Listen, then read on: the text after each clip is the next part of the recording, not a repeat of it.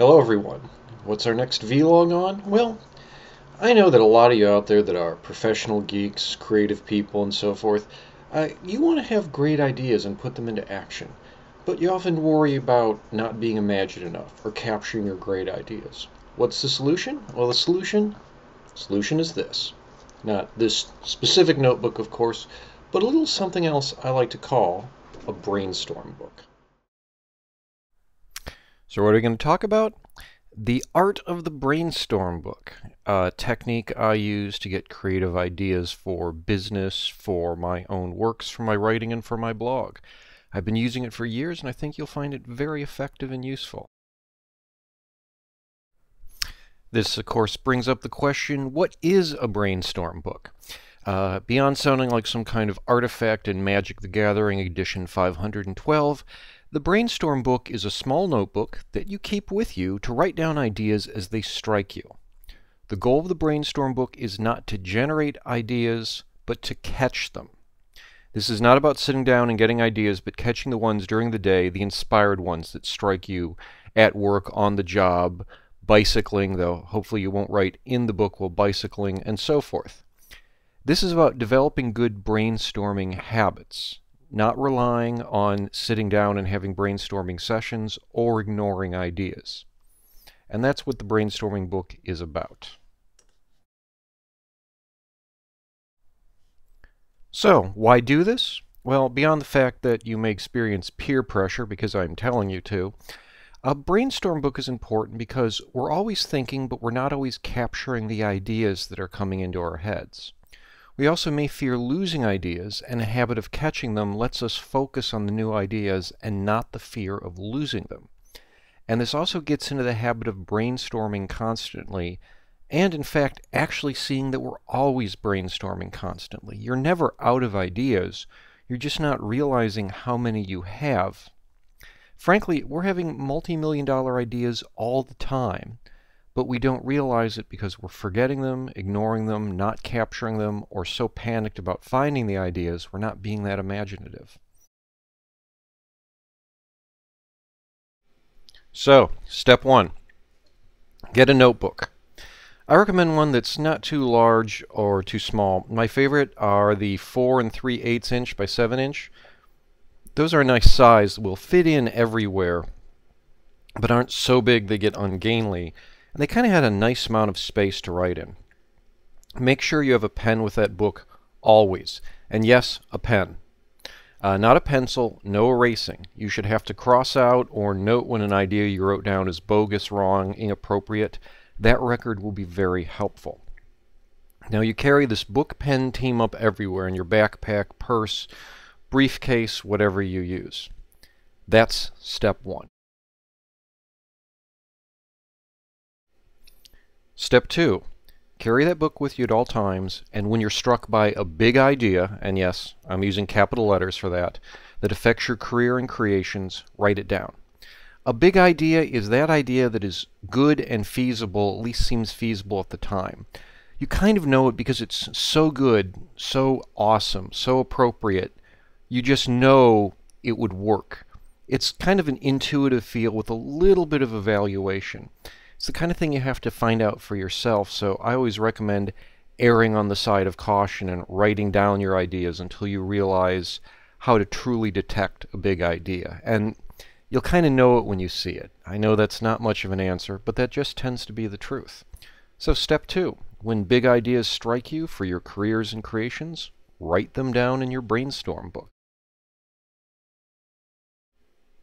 Step 3, review that book every week for the first month you're using it, and go over all the ideas that you had in the last week. Take these ideas and act on them. Schedule them, or put them in a list of ideas for projects and other things you might do. Do something with them. Even decide they're not worth doing. Take some action on each idea. Now, as you review the book, you may have new ideas. Write them down too, even if immediately you do something with them or record them somewhere else. So when you review the brainstorm book, you will already start brainstorming. And remember, try and put the ideas you have into action as much as possible. This is very important because it will help you learn to act on ideas. It will keep you from delaying implementing good ideas, and it hones the habit of putting good ideas into action, which is very important. Step 4. After a month of using the Brainstorm book and reviewing it weekly, step back and make the reviews every 2 weeks. I find reviewing every week is excessive, but it's good to get started. And it may work for you, but in my experience, the weekly reviews, they really don't yield a lot of benefits. They can make you obsessed about finding new ideas and thus affect your perspective that, oh my gosh, my imagination is shut down, I don't have a lot of ideas. They can make you too obsessed about planning how you're going to use them. 2 weeks is good enough to give you creative ferment, at the same time give you enough space so you don't kind of constantly overlook and monitor your own brainstorming. Also, keep all the books you use and review them now and then. The books are going to fill up. Keep them. Review them every year, every 6 months, whatever works for you, so you can remember what you were thinking, see ideas that you didn't use or could use now, and so forth. Now, a few tips. Look for trends in your thinking. You may be more or less original than you thought. There's times where I found myself thinking the same thing up every few months. There must have been some idea that kept coming back to my head over and over again, and reviewing Brainstorm books let me see that. Also, at the same time, I would discover I'd have some really wild and crazy ideas and didn't realize that. It made me appreciate the stuff I could come up with, or at least the really weird things that passed through my head at random. Share ideas that you're sure you won't use. If you have a great brainstorming book entry that you know you're just not going to use, share it with someone. Share the brainstorming. It helps kind of spread the wealth of ideas, as it were, helps you make friends, and those ideas may see fruition. I keep lists of ideas I've had ranked in order of how I want to try them. Not all ideas, just ones I hope to use for books and columns and so forth. I don't record everything out of my Brainstorm book in other lists, just the things I'm going to use, and that's very helpful in organizing my thoughts. Now, if you have a sit-down brainstorming session, only record the truly great ideas in your Brainstorm book. Most brainstorming traditions involve just coming up with every wild idea that you can. And that's fine, that's the way it should be. The Brainstorm book is about capturing the great ideas, the big ideas, and getting them into the notebook. So do remember that in a brainstorming session, only some of what comes up may go into your Brainstorm book. So, what's the result of all of this? First, you capture great ideas, wonderful ideas, things you can use.